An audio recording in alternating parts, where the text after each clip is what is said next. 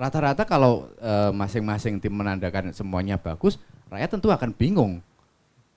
Pilih yang mana nih kalau dua-duanya bagus? Gimana nih? Iya, saya melihat sepertinya dua-duanya lagi basa-basi aja ya. Laga basa-basi aja ya. Ini mungkin Bang Ken lagi ambil napas juga gitu kan.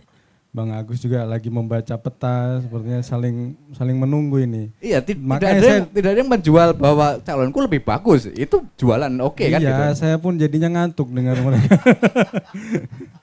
Pada prinsipnya begini Mas Agus, karena di Kepri ini kan menarik ya, unik ya. Bagaimanapun seperti yang disampaikan oleh baik Bang Ken maupun Mas Agus, Kang Agus, itu kan ini untuk kita Kepri dulu ya. Kepri ini kan menarik karena kedua pasangan calon ini sama-sama punya pengalaman baik di birokrat maupun di legislatif gitu ya. Dan sebagaimana kita pernah diskusi, Kepri ini menarik. Menariknya adalah ada beberapa fakta yang tidak tertulis tapi dicermati sama masyarakat Kepri. Pertama, ya yang pernah kita diskusikan ada tuah karimun namanya. Satu tuah karimun. Satu. Kemudian yang kedua ada kutukan 2 periode. Nah, itu hal-hal yang banyak masyarakat Kepri sekarang itu menunggu. Tapi pada prinsipnya kalau kita di akademisi ini kan melihatnya begini. Hari ini koalisi itu kusut. Ya. Karena tadi di Kang Agus katakan linear, tapi buktinya PSI ke sebelah. Kemudian Nasdem di kota ke ini koalisi lain sebagainya. Begitu juga di beberapa daerah lain gitu ya. Sehingga memang linearitas ini menjadi sebuah subjektivitas siapa yang mau mengklaim ini gitu.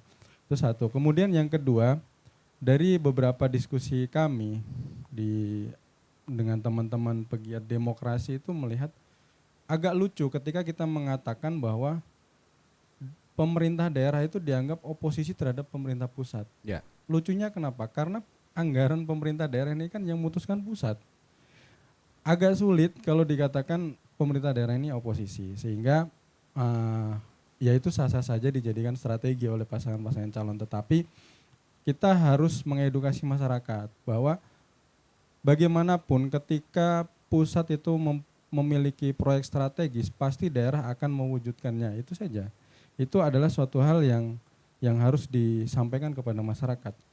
Makanya saya menarik bahwa hari ini green politik kemudian green electoral itu harus mulai digaungkan, bahwa kalau kita melihat bagaimana simbolis KPU ketika melantik PPK PPS-nya mewajibkan satu PPK PPS membawa pohon ditanam, nah, itu sebagai upaya simbolis untuk menggerakkan bagaimana pemilu itu juga harus melihat lingkungan.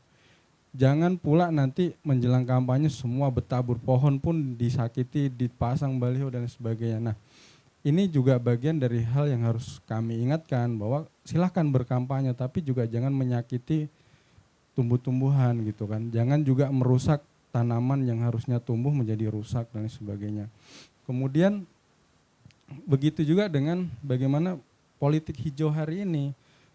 Tidak bisa dipungkiri kalau kita ngomongin konstelasi pilkada ini kan juga ada istilah namanya kalau di pusat Raja Jawa ya. Kalau di daerah kan biasanya ada raja-raja kecil nih yang mengkooptasi izin-izin di daerah walaupun ada juga izin di pusat tapi kan daerah juga punya ini.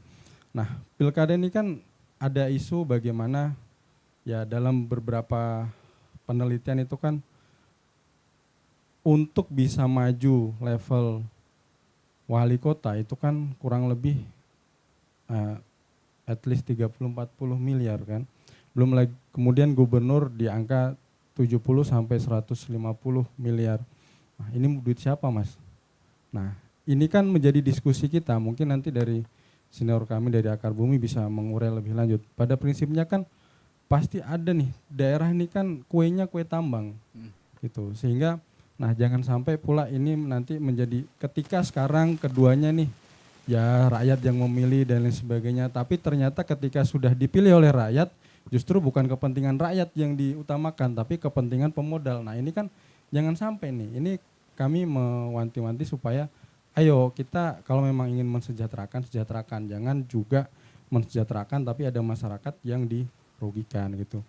Sehingga konstelasi hari ini itu sangat menarik kita simak, yang ketika di 5 tahun yang lalu itu tidak ada koalisi dari pusat yang turun langsung sampai ke daerah. Tapi hari ini meskipun sudah sedikit buyar dan agak kusut, tapi hal itu masih, narasi itu masih muncul, sehingga peta untuk pemetaan bagaimana kekuatan calon, karena pilkada gubernur itu biasanya sangat ditopang dengan pilkada di bupati ataupun wali kota di daerah.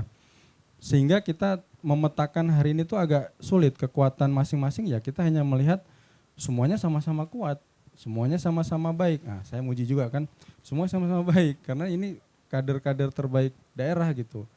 Tetapi ya memang silakan nanti menampilkan, inilah kontestasi ya, menampilkan kontes visi misi yang baik, citra yang baik, simbol-simbol yang baik silakan, tetapi memang pola-pola komunikasi ini menjadi penting. Sepertinya ini pola komunikasinya akan tetap saling muji gitu, karena kita nggak tahu ya, saling muji sampai tetap nanti saling ya? muji sepertinya, tapi tapi pada level permukaan tentunya kan? Ya saya nggak tahu Mas, kan saya hanya membacanya literally apa yang muncul di muka Mas. Isi hati orang kita nggak tahu Mas. Iya betul. Itu tugasnya malaikat itu. Tapi pada prinsipnya ya kita berharap siapapun yang jadi nanti memang benar-benar bisa memperjuangkan, dan kita harus, demokrasi kita harus menjadi kuat, dan partai politik juga harus bisa menjalankan tugas dan fungsinya dengan baik. Menarik yang tadi Mas sampaikan, bahwa Pilkada Kepri itu ada korelasi dengan daerah-daerahnya, terutama di Batam, yang menjadi satu penyumbang terbesar lah. Nah, satu sisi ya tadi keruwetan, sama seperti ini. Tidak menjadi persoalan ketika PDIP itu belum mengusung calon. Tapi saya masih menunggu juga Mbak Erna, mungkin apakah bisa hadir atau akan langsung ke KPU. Tapi kami tetap menunggu dari PDIP. Ketika PDIP mengeluarkan calon, itu akan menjadi satu persoalan tersendiri. Terutama karena apa? Karena Pak Rudi sudah menyatakan dukungan sebelumnya ke Pak Amsakar. Apakah ini bagaimana nih hubungan antara Pilkada Kepri dengan Pilkada Batam? Kira-kira gimana? Nah, kalau itu memang menarik, makanya saya bilang tadi ada istilah koalisi itu kusut hari ini gitu lah.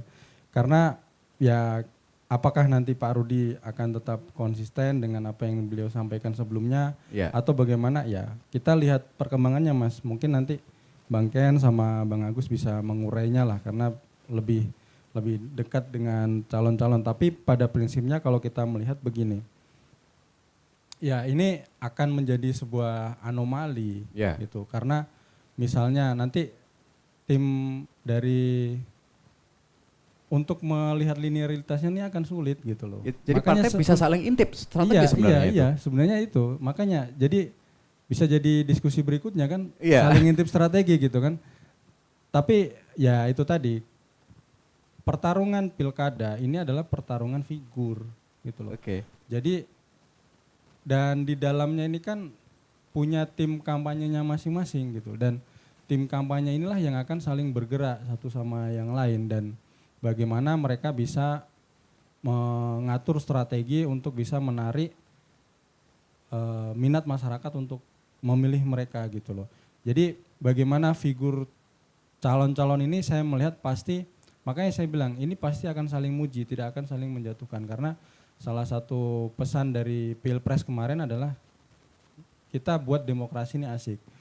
Nah, sehingga kalau saya melihat nanti kita perlu mencermati nih bagaimana masing-masing calon ini membungkus janji-janji politiknya dan lain sebagainya. Yang pasti kita harus benar-benar mengedukasi masyarakat, dan linearitas ini masih sangat ambigu. Mungkin kita harus menyimak lebih lanjut nih dari si calon ini seperti apa. Ini apakah nanti dengan penyampaian Pak Rudi seperti itu, bagaimana dengan Cak Nur kan, itu akan menjadi diskusi itu kan. Nah itu kalau kami dari akademisi kan hanya melihat yang nampak dari kita. Cuman kalau yang kita perhatikan, pasti hari ini masing-masing tim akan memoles untuk bisa menarik simpati dari masyarakat dengan janji-janji politiknya, dan juga ya mudah-mudahan ini perang ide bukan perang isi tas. Nah, mungkin itu dari Ya, saya. baik. Bang